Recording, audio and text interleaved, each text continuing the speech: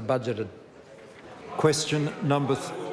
I beg your pardon. Is it a point of order, the Honourable Trevor Murdoch? Mr. Speaker, it relates to question number 4, which was originally lodged to the Prime Minister, and I'd like to refer.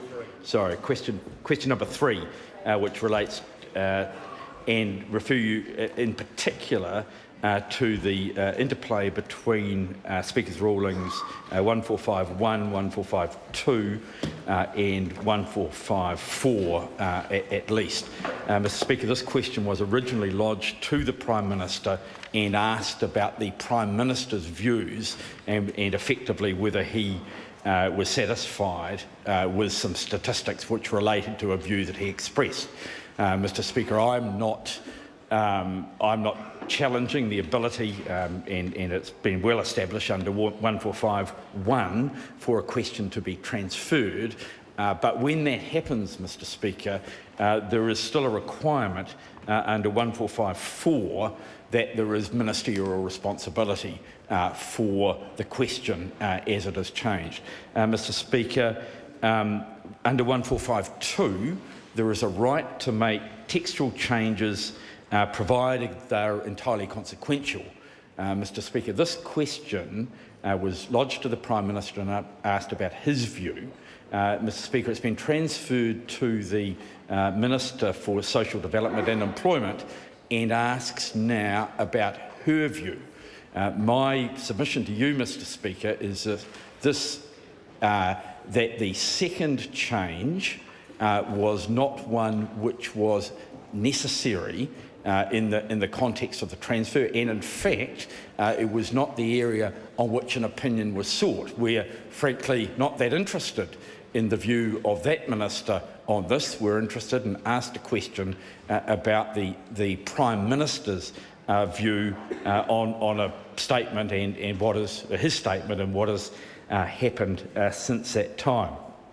Mr. Speaker, the problem would be, of course, with the transfer that the Minister of Social Development doesn't have ministerial responsibility for the Prime Minister's views.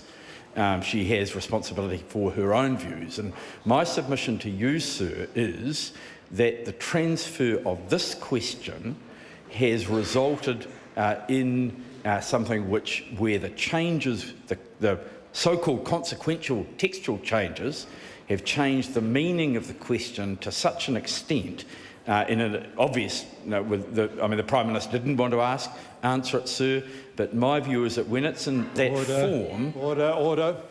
No, the member was doing fine to that point, but I think I've heard sufficient on the point of order. He can't make allegations about whether a minister's wanted or didn't want to answer questions. The point the member raises is a perfectly legitimate point of order. My ruling on the matter, though, would be this, that the government is perfectly entitled to transfer questions from one minister to another or from the Prime Minister to another minister, except were the transfer to be anathema to the obtaining of information. If the Minister or Prime Minister being questioned could be the only person that had particular information, then, and it was transferred to make it not possible to obtain that information, then I would have real concerns about, in fact, I suggest we'd start debating and negotiating whether or not the question could be transferred or not.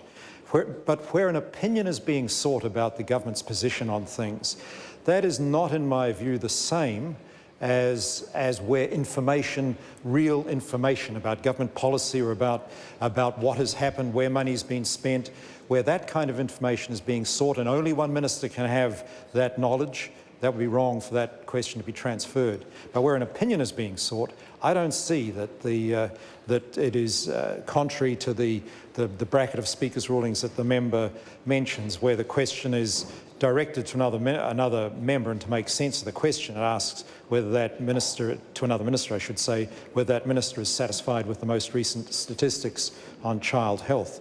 Were the question not to have been changed textually, would have left the question meaningless, and yet with this particular question I don't believe it is the kind of question that makes it wrong for it to be transferred, where the Prime Minister could be the only person who had serious information that was important to this House.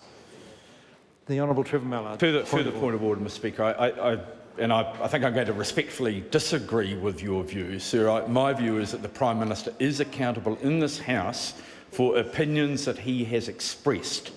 He is the only person who can be accountable for opinions he has expressed. And so the transfer of that to other members is, I accept, it's not asking for information.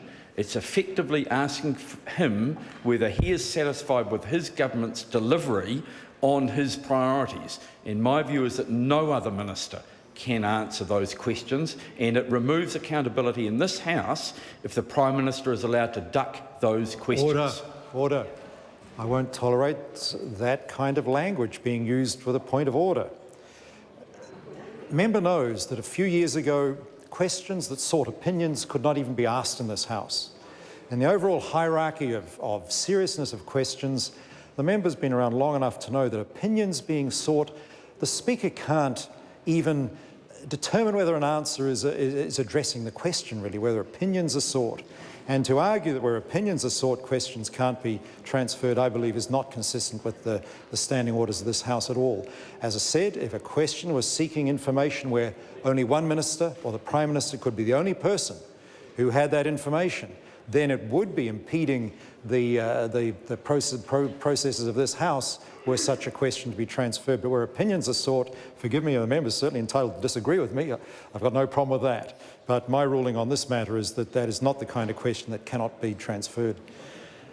Well, I will hear the member further so long as he does not make any comment that is derogatory of any other member under a point of order.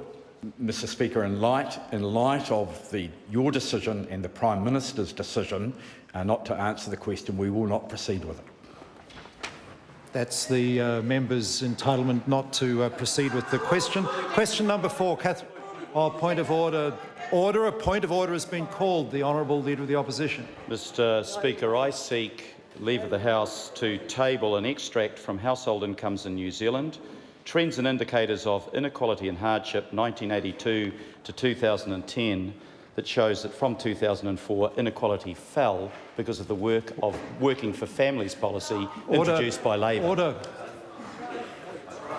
The source of this document is? Order. I've asked the Honourable Leader of the Opposition. Mr Speaker, it's the Ministry of Social Development, Wellington, July 2011. I'll seek leave for this table because of the contrary. Seek leave for this this document to be tabled. Is there any objection? There is no objection. Question number 4, Catherine.